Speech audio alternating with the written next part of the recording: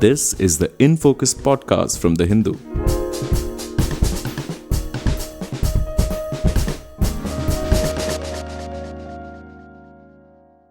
Hello and welcome to the Hindu's In Focus podcast. I am Kunal Shankar. Last week, the Modi government proposed the biggest overhaul of the goods and services tax since its rollout in 2017, aiming to collapse the current four-slab structure into a simpler two-slab regime with a special slab for what the government has called as sin goods. The move, expected to reduce prices across essentials and consumer durables, comes amid US tariff headwinds and concerns about domestic demand. Today, we discuss the significance, timing, and implications of this reform with Sharad Raghavan, the Hindu's business and economy editor. Sharad, welcome to In Focus and thanks for this conversation. Thank you, Kunal, and looking forward to it. It's a very, very important and timely topic. Yes, indeed, isn't it? So we were discussing this earlier as a sort of a homework for this episode. Why don't I jump right in? Firstly, why don't you give us a sort of a broad brush of what these slabs are, how have they been simplified, and what are the sectors that are going to be most impacted, or maybe even the goods that are going to be most impacted? Right. So you'd correctly mentioned the main slabs in the current format and in what the government is proposing. But the thing is that GST as we have it now is actually even more complicated than that. There's the slabs of 5%, 12%, 18% and 28%. But apart from that, there are special goods such as diamonds and semi-precious stones which are taxed at 0.25%. There's jewelry and precious metals which are taxed at 3%. And then over and above the 28% slab, there's a compensation cess. So in total, that would be 7 different rate categories in the existing format. What the government proposes to do is to collapse all of these 7 categories into broadly 4. So the main ones will be just 5 and 18. The bulk of the goods are going to be in these 2 tax slabs. But the items that were in the 0.25 and the 3%, which is basically the diamonds, semi-precious stones, jewelry and precious metals, those will be in one special category of below 1%. They haven't yet set what that rate is, but they said it will be below 1%. And they've also said that they're not expanding that slab. So the items that were there earlier in these special categories will continue. So it's just a limited number of items. And the other slab, as you mentioned, is the 40% slab. And again, here the government has gone to great pains in trying to say that just 5 to 7 items are going to be there, what they call sin goods. So things like tobacco, gutka, pan masala, and there is some talk about online gaming also being in this category, because I think at least in the government's mind, there's not much difference between online gaming and gambling. So they see it as a sort of a social evil, as a sin item, and so they're putting it at 40%. Now, the government has also shared some data on what kinds of items will move to which category. So 99% of the items in the 12% category are set to move to 5%, and 90% of the items that are in the 28% category are set to move to 18%. So that's overall quite a shift downwards in terms of the average tax rate. So 2 years ago, the RBI had done a calculation and they found that the average tax rate was about 11.6% under GST. This now is set to come down further to about 10.3. So on average, there is a lowering of the tax rates. And looking at item-wise or sector-wise, because the government has actually been quite cagey about telling us item-wise what is going to go where. But there are some broad indications, because they have talked a lot about common use items that will see their tax rate go down. So things like toothpaste, soap, shampoo, these are very likely going to come down to the 5% category. White goods, such as ACs and fridges, which are currently at 28%, will come down to 18%, which is a substantial lowering. Four-wheelers, which is all your cars, are currently taxed at 28% plus a cess, but these will now come down to 18%. So your cars are going to become quite a bit cheaper. And in what is a really big boost to the construction sector, currently, because of the revenue implications and how absolutely ubiquitous cement is to the economy, cement is taxed at 28% because the government so far has been explaining that bringing it down will be too big of a revenue hit. But they're not going to take cement to 40%. And since the 28% slab is no longer going to exist, it will come down to 18%, which is a huge boost to the construction sector because cement is a huge input cost. One more thing, there is some ambiguity when it comes to apparel. And here also we can see how, things get complicated sector-wise. So the Clothing Manufacturers Association of India, they are saying that garments that are priced up to 1,000 rupees fall under the 5% slab currently. And those priced above 1,000 rupees fall under the 12% slab. But now if the 12% slab is eliminated, they fear that what was in the 12% slab will move to 18%, which in their words would be disastrous for the sector. So they are lobbying for everything to be moved to 5%. But the government has also said that the idea is to group similar items into the same slab. So it is likely that all apparel will fall in the same slab. Now, whether that is 5% or 18% is up to the government to decide, or rather up to the GST Council to decide. But they will likely be grouped into the same category. Right. That's a comprehensive overview.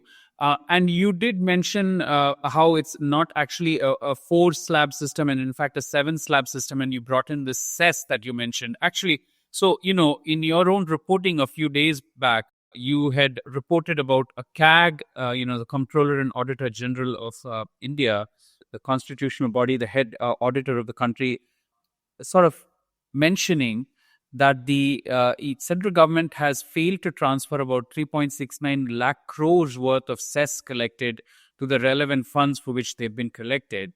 So tell us about the significance of this cess being collapsed and, what this means to overall these projects, and also to some we had discussed about the fact that the government had used the cess in fact to pay other expenditures because of COVID. So maybe if you can expand on that. Right. So, and the cess is a very unique part of the GST structure because as a normal cess goes, legally, the government can only use it for the purpose that it has been levied. So, the health and education cess, for example, can only be used for health and education, or the oil sector development cess can only be used to develop the oil sector. And the second point about cesses is that the center does not need to share them with the states. And now this is it's a political pain point for the states here because the states accuse the center of increasingly relying on cesses because they don't need to then share them with the states. And so the actual shareable pool of taxes is shrinking, whereas the center is getting all, the bulk of its revenue from cesses. But the GST compensation cess then occupies a very unique place because it does get shared with the states. It was levied for 5 years. The law says that it was supposed to be levied for 5 years to compensate states for any losses that might arise out of the implementation of GST. So it was a kind of, a transition period allowing states to get used to GST for 5 years. And if they faced any revenue loss, the center would compensate them. But then COVID happened. And so the cess collections themselves fell short. So the center did not have enough cess collections to compensate the states. And so then it borrowed money. It took these back-to-back loans and it paid the compensation to the states.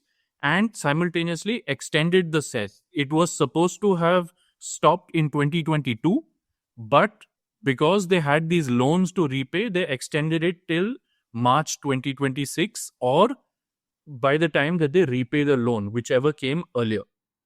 Now, this actually brings a very interesting point about the timing of why these GST reforms are coming through. One of the reasons is that the loan that the government took is going to be repaid as early as November or December this year. That's what the government is indicating.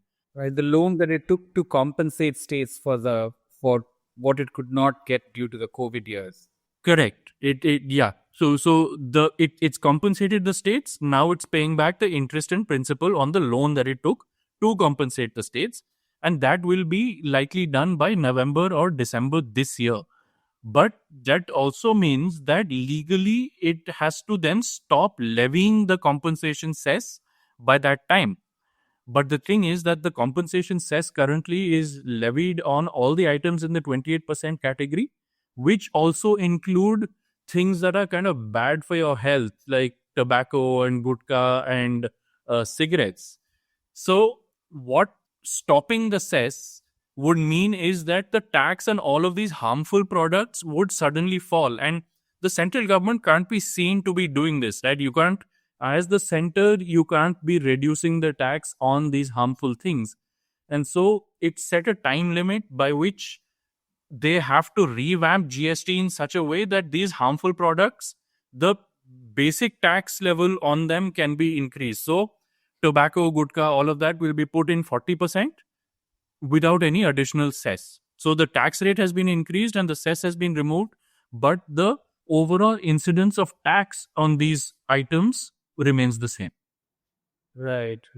Okay. So that's a significant move in itself, and potentially also decreases for the end consumer what they have to pay, particularly on that 28% slab, which is as it is for goods which are what they consider as sin, as well as expensive on the sort of what's considered luxury of white goods.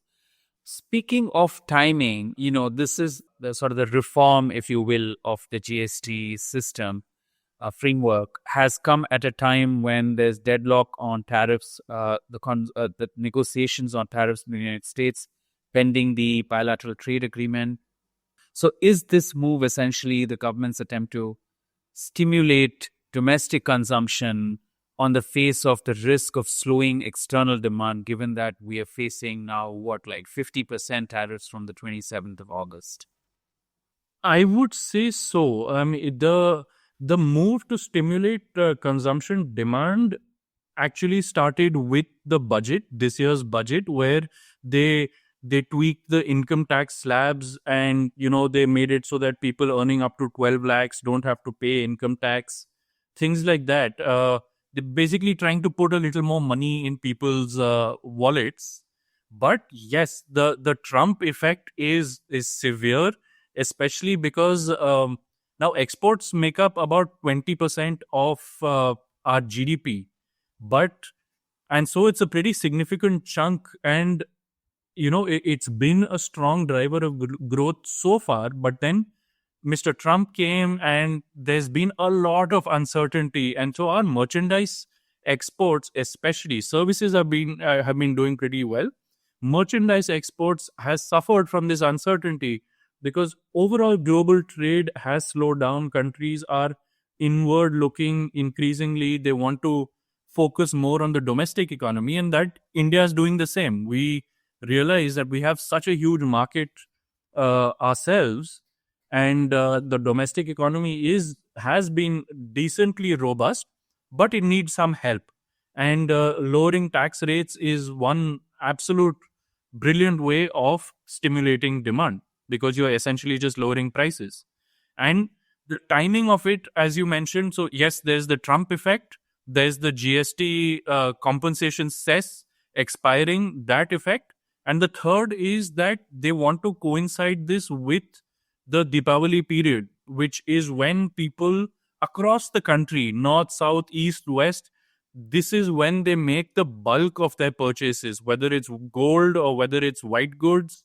They go out and buy a lot. And then there are obviously a lot, all these discounts that the online retailers, shopkeepers, all of them do.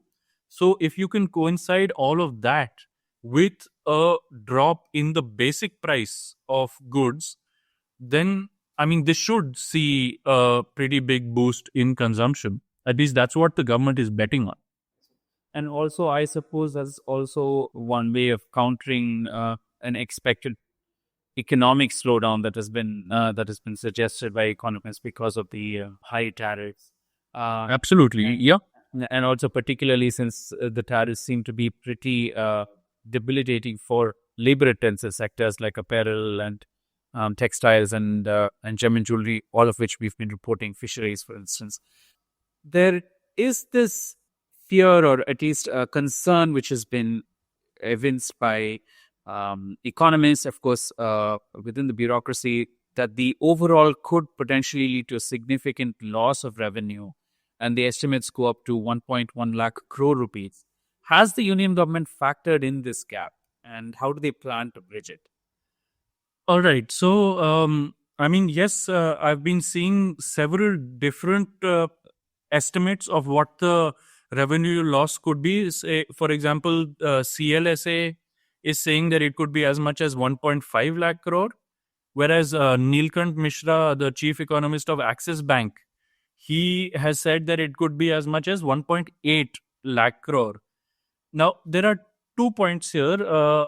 One is that the 1.8 lakh crore or 1.5 lakh crore, this is divided equally between the center and the states. So the hit to central level revenues will then be 75,000 crores to 90,000 crores.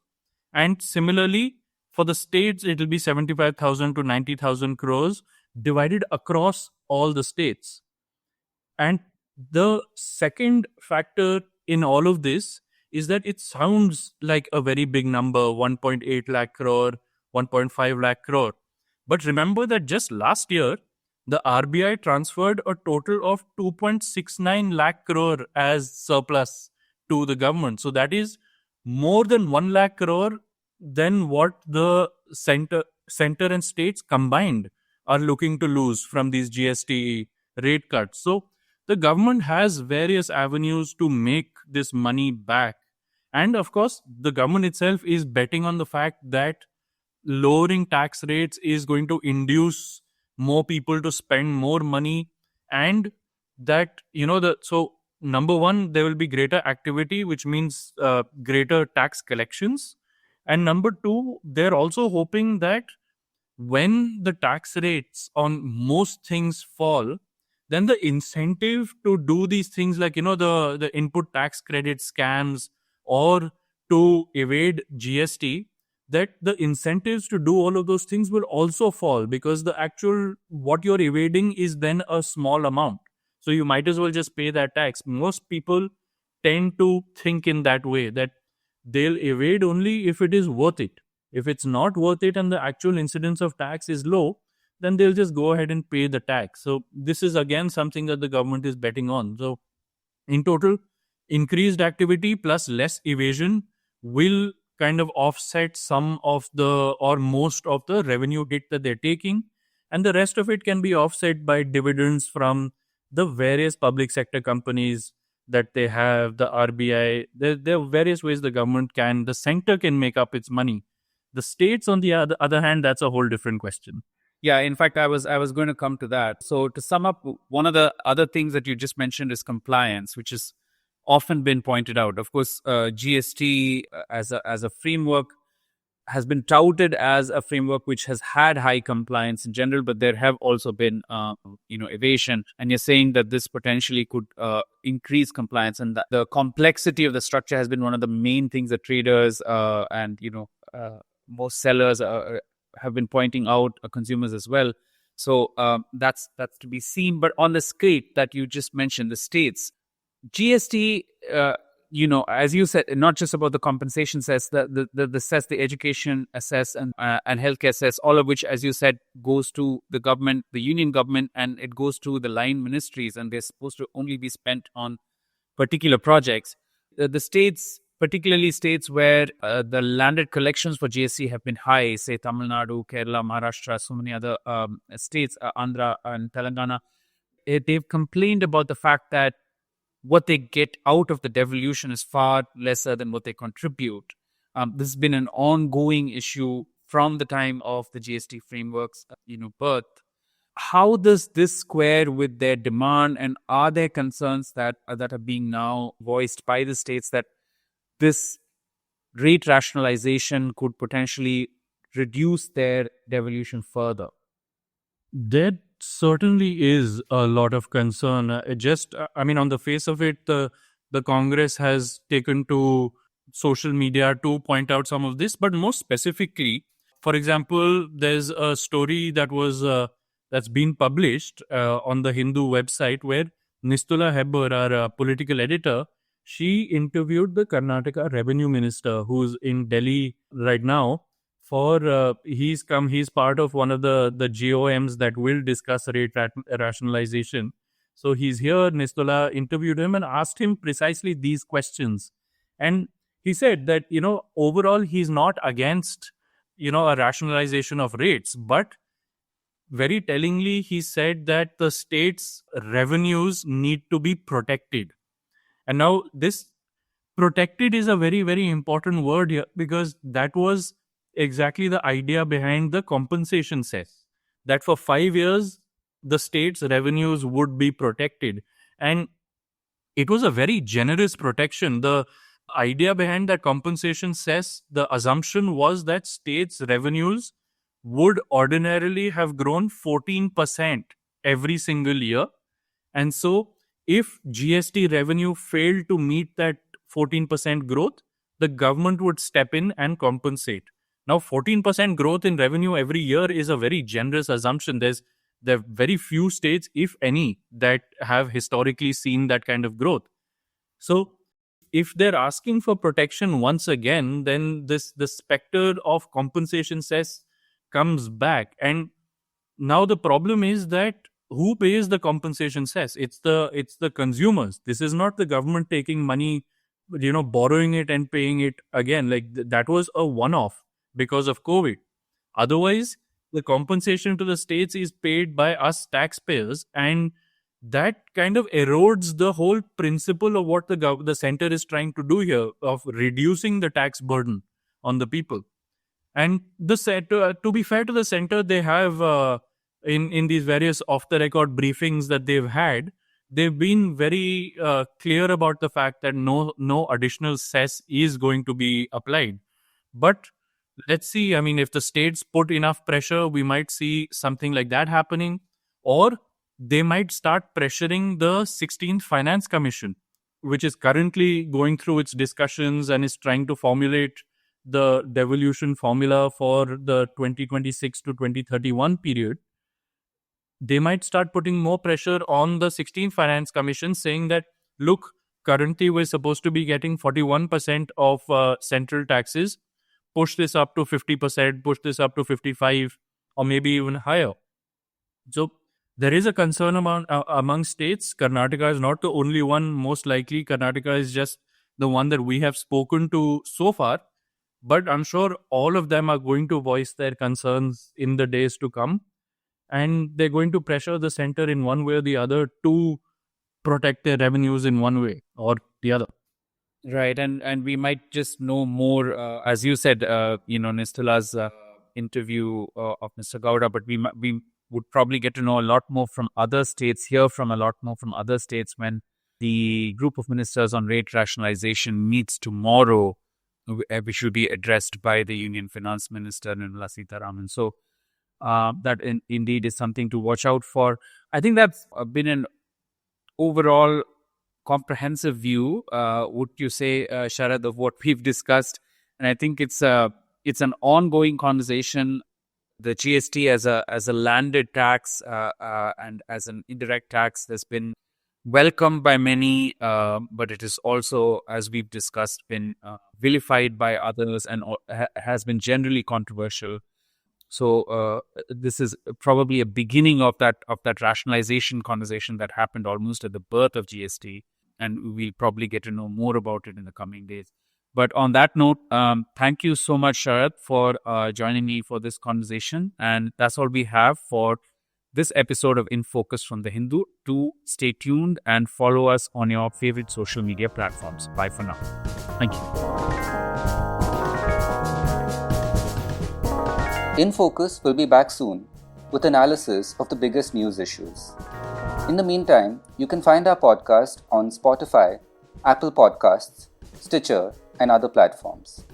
Just search for In Focus by The Hindu. We'll see you soon.